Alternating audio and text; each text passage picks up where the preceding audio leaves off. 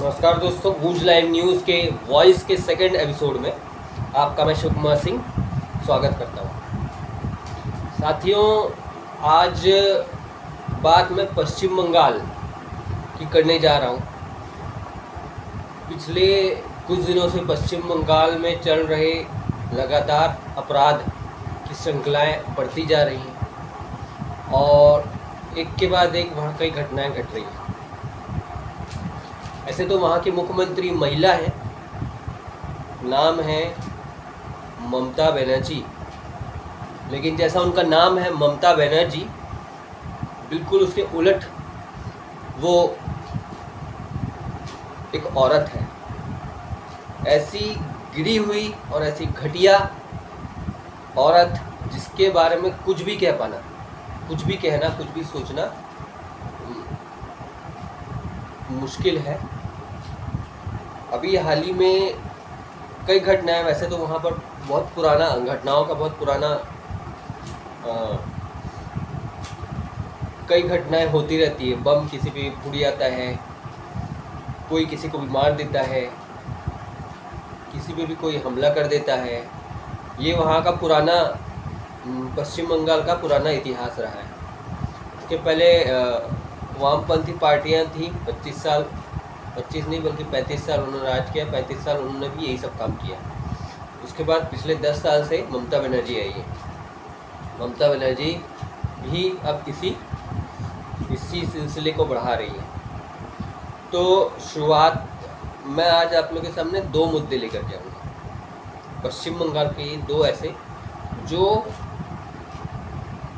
इंसानियत को शर्मसार कर दे पूरी तरीके से। दोस्तों, मैं आप लोगों को पहले से ही बताता रहा हूँ कि हमारे देश के जो नेतागण हैं, इनको इनकी औकात दिखानी ज़रूरी है। अब समय आ गया है कि इनको इनकी औकात दिखाओ, चाहे कोई भी पार्टी वाले, सारी पार्टी के नेता, ये सब पूरी तरीके से अब राक्षस बन चुके हैं। इन लोगों में इंसानियत नाम की चीज़ ख़त्म हो चुकी है। मैं पहली घटना अभी हाल ही में एक 14 वर्ष की बच्ची के साथ हुए रेप और उसके बाद मर्डर की करने जा रहा हूँ। ये घटना अपने नादिया पश्चिम बंगाल के नादिया ज़िले की घटना है, जहाँ पर 14 वर्ष की बच्ची के साथ में पहले तृणमूल कांग्रेस के बेटा 21 वर्ष का उसके साथ उसकी बर्थडे पार्टी में बुलाता है, वहाँ उसका रेप करता है अपने दोस्तों के साथ में, और उसके बाद उसका मर्डर कर देता है 10 अप्रैल को। क्योंकि वो तृणमूल कांग्रेस पार्टी का नेता का लड़का था, तो पहले से ही बच्ची के घर वालों को डराया धमकाया जाता है। फिर 5 दिन तक वो सामने नहीं आते हैं। उसके बाद 10 अप्रैल को पुलिस के पास मामला पहुंचता है। जब ये मामला पहुंचता है तब बात उठती है और फिर हल्ला होता है। उसके बाद 2 दिन बाद वो लड़के को गिरफ्तार कर लिया जाता है। लेकिन अभी हाल ही में कल 12 अप्रैल को पश्चिम बंगाल की मुख्यमंत्री का बयान आता है, स्टेटमेंट आता है। प्रेस कॉन्फ्रेंस में वो बोलती है कि हमारा पश्चिम बंगाल में वो लड़की के साथ में, मतलब जिसका रेप हुआ है, उसका रेप नहीं हुआ बल्कि उसका उस लड़के के साथ में 21 वर्ष का जिसने रेप किया था उसके साथ उनका रिलेशन था और दोनों अफेयर में थे और दोनों एक दूसरे से प्यार करते थे। और ये कोई यूपी नहीं है जहाँ पर लव जिहाद के नाम पर दूसरों से प्यार करने से रोका जाए। हम तो प्यार करने से नहीं रोक सकते। तो मुख्यमंत्री साहिबा, आप ये बात बताइए, अगर वो प्यार करता था तो उसका मर्डर करने की उसको क्यों जरूरत पड़ी थी? किसने फिर मर्डर कर दिया उस लड़की का? क्या मर्डर करके उस 21 वर्ष के 14 वर्ष की बच्ची का मर्डर करके फंसाया गया उस 21 वर्ष के लड़के को? और अगर फंसाया गया तो फिर आपने क्यों गिरफ्तार किया? आपने फिर गिरफ्तार क्यों किया है? और किसने फंसाया है? क्या विपक्ष में बैठी बीजेपी ने फंसाया है? ये भी आप बता दीजिए। आप मुख्यमंत्री छोड़ दीजिए, महिला होने के लायक भी नहीं है। आपका नाम ममता बनर्जी जरूर है, लेकिन आप जैसी घटिया और आप जैसी थर्ड क्लास औरत इस दुनिया में शायद ही होगी।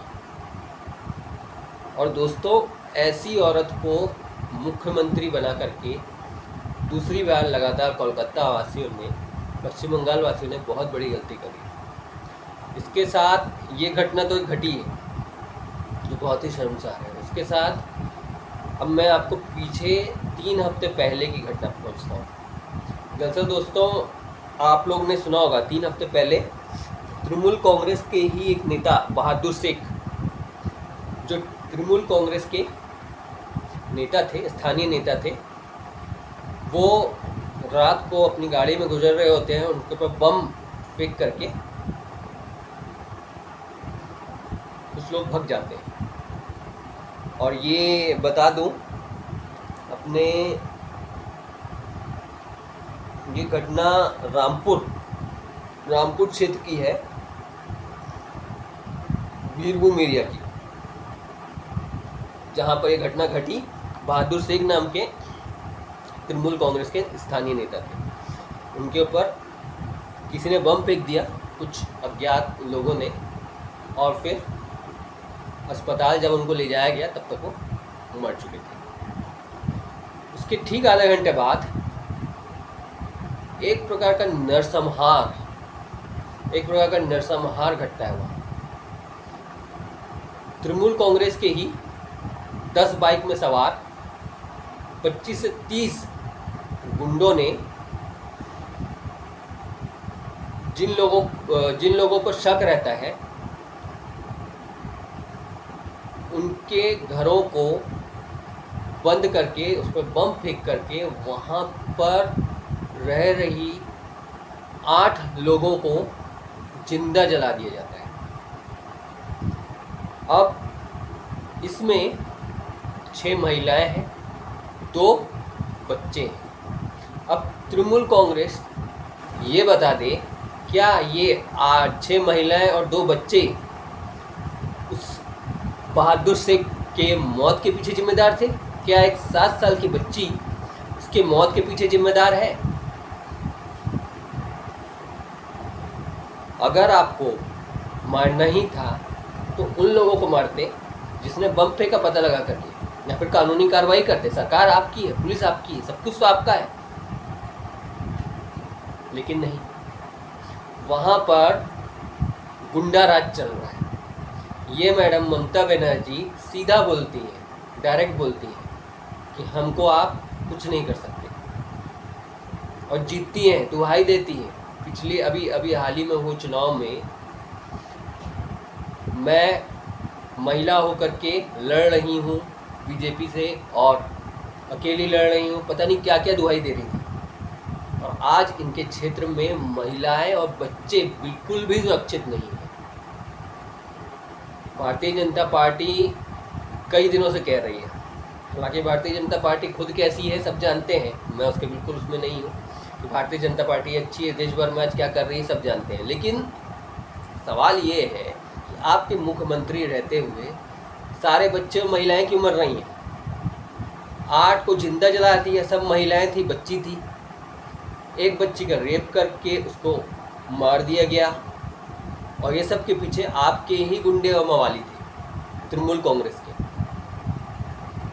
और आप एक महिला हैं, महिला होने के नाते आपकी पहली जिम्मेदारी है कि महिलाओं को सुरक्षित दें, लेकिन नहीं, आपका राज्य पूरी तरीके से असंवेदनशील हो चुका है, और आपको तुरंत इस्तीफा देना चाहिए, या फिर शर्म से चुल्लू भर पानी में डूब मरो। अपने आप को मुख्यमंत्री छोड़ो, महिला भी मत कहो। और ऐसे घटिया लोगों को आप लोग लगातार जिता रहे हैं दोस्तों। अब ये आप लोग की सोच, आप लोग के ऊपर डिपेंड करता है। मैंने कई बार पहले भी इस तरह की बातें, इस तरह की न्यूज़ आप लोगों के सामने लाया है, और लगातार कह रहा हूँ, अभी और भी बनाऊँगा। हाल ही में अभी जो भी चल रहा है देश भर में, रामनवमी के नाम से क्या कुछ हुआ, ये तो आप लोग के सामने है ही। अभी फ़िलहाल तो आज मैं मैडम जी की बात कर रहा हूँ, तो आगे मैं आप लोग की बात रखता हूँ। जिन लोगों की मौत हुई उनके बारे में भी मैं आपको थोड़ा बता दूँ। जहां आरा ये थी 38 वर्षीय। लिली खातून 18 वर्षीय। काजी, माफ करिएगा, काजी ये 22 वर्षीय। सेली बीबी ये 32 वर्षीय। नहर 52 वर्षीय। रूपाली 39 वर्षीय। खुशी खातून 37 वर्षीय। ये 8 लोग थे जिनकी टीएमसी के गुंडों ने उनके घरों में उनको जिंदा जला दिया। बताया ये जाता है, स्थानीय पेपरों के हवाले से जो खबर आई है, कि जब बहादुर शेख के ऊपर अज्ञातियों ने बम फेंका तो उसके जो समर्थक गुंडे, वो आधे घंटे बाद आते हैं। वीरभूम क्षेत्र है ये, रामपुर इस जिले में आते हैं। यहाँ पर आकर के हुड़दंग मचाते हैं, सामानों को उखाड़ पचाड़ करते हैं। उसके बाद जिन लोगों पर शक था, ऐसे 5 से 6 घरों में आग लगा देते हैं, उनको बाहर से बंद करते हैं, उनको भागने का भी मौका नहीं देते, उनके घरों में बम फेंक देते हैं। अब बात करते हैं पुलिस की। पुलिस क्या कर रही थी? पुलिस का कहना है कि जब तक हमको पता चला तब तक सब कुछ हो चुका था, लेकिन हकीकत ये है कि ये गुंडे रात भर वहाँ तांडव मचा रहे थे 5 से 6 घंटा, और ये सारा काम पुलिस के सामने हो रहा था। सबसे पहले तो जब वो बहादुर शेख एक बड़े नेता हैं, जब उनकी मौत हो जाती है, पुलिस को पता चलता है, तो पुलिस को पहले ही समझ जाना चाहिए था ये वो संवेदनशील एरिया है जहाँ पर अक्सर इस तरह की घटना घटती हैं, कुछ बड़ा हो सकता है, पहले ही सतर्क हो जाना चाहिए था। क्या पुलिस को नहीं मालूम था ऐसी कुछ घटना घट सकती है? पुलिस को पता था, लेकिन पुलिस को ऑर्डर था। कहाँ से ऑर्डर था? मैडम से ऑर्डर था, होने दो जो होना है, करने दो जो करना है, हमारा ही राज है, हमको जो करना है हम करेंगे। अबे जो करना है वो करोगे, अगर दम है तो बीजेपी के गुंडों को मारो ना, अगर दम है तो। हाँ, बीजेपी के नेताओं को मारो। ये नपुंसकता की जो हरकत करते हो तुम लोग, और महिला और बच्चों को मारते हो और अपने आप को महिला कहती हो, शर्म आनी चाहिए आपको, शर्म। आज मैं ये जो वीडियो बना रहा हूँ दोस्तों, इसके पीछे मेरा सिर्फ एक मकसद है। मकसद यही है कि आप लोग को बार बार ये चीज़ सतर्कता करूं, बताऊं कि ये सारे नेता सब एक जैसे हैं। इनकी कौम, और इनकी कौम का नाम है बेशर्मी। ये अपने फ़ायदे के लिए अपने माँ बहन को भी बेच सकते हैं और कुछ भी कर सकते हैं ये लोग। और ये हकीकत है, ये जो घटनाएं घट रही हैं ना, लगातार जो घट रही हैं पिछले 1 महीने में, अगर हम सिर्फ भारत में देख लें तो न जाने कितनी घटनाएं घट गई हैं। पहले चुनाव के आसपास की बात, बेंगलोर कर्नाटक में हिजाब का मामला उठता है। पूरे यूपी चुनाव और 5 राज्यों के चुनाव में लगातार कई घटनाएं अलग अलग राज्यों में घटती हैं। उसके अलावा फिर चुनाव ख़त्म होता है। चुनाव ख़त्म होने के बाद फिर कश्मीर फाइल नाम की एक मूवी आती है, जिसमें कश्मीर में 1990 में हुए अत्याचार कश्मीरी पंडितों पर वो फिल्म बताती है। वो फिल्म बताती क्या है? वो फिल्म एक बार से भड़काऊ फिल्म है। ठीक है, जो घटा था उनके साथ वो गलत था और उनको सज़ा होनी चाहिए थी। जिसने किया था, जिस आतंकवादी ने किया था, वो आज भी हमारे टैक्स का पैसा जेल में बैठ के खा रहा है, हरामखोर। ठीक है, तो उसको बीजेपी गवर्नमेंट आज भी खिला रही है। अच्छा, सबसे अहम बात, जब घटना घटी तब बीजेपी सरकार में थी, बीजेपी थी, वीपी सिंह गवर्नमेंट थी। वो सारी एक अलग न्यूज़ है, वो बताया भी मैं आप लोग को। उसके बाद फिर पश्चिम बंगाल की घटना घटती है, जहाँ पर 10 लोगों को जला दिया जाता है, महिलाओं को। माफ़ करिए, 7 कुछ अखबारों ने 10 छापा है, 7 नाम सामने आए हैं। उसके अलावा फिर एक बच्ची के साथ बलात्कार होता है, और अभी पिछले 10 दिन से 4 राज्यों में दंगे हो रहे हैं रामनवमी के नाम पर, राम जी के नाम पर। सीधे तौर पर सारे नेता हिंदू और मुसलमानों के एक दूसरे को भड़का रहे हैं। कहाँ ले जा रहे हैं देश को, और कहाँ जा रहे हैं आप लोग, सोच सकते हैं। पत्रकारों को नंगा करके पुलिस थाने में पुलिस वाले बैठाते हैं, ऐसी कई वीडियोस सामने आई हैं। ये यूपी की घटनाएं हैं, यूपी, एमपी, गुजरात सेकंड दंगा समझ लीजिए। और आगे जाके कई राज्यों में ऐसा होगा, आप लोग इसको रोक नहीं सकते। ये कौन लोग हैं जो गुंडागर्दी करते हैं? सब नेता हैं। मरता कौन है उसमें? मरता एक आम आदमी है। नेता मरते हैं? नहीं मरते, बिल्कुल नहीं मरते नेता, क्योंकि जिस दिन नेता मरने लगेंगे उनको औकात पता चल जाएगी क्या होता है दंगा। जिस दिन उठा करके इन नेताओं को आग में फेंक दोगे, उस दिन इनको समझ में आने लगेगा। जिस दिन इनके बच्चे मरेंगे, उस दिन इनको समझ में आने लगेगा क्या होता है दर्द।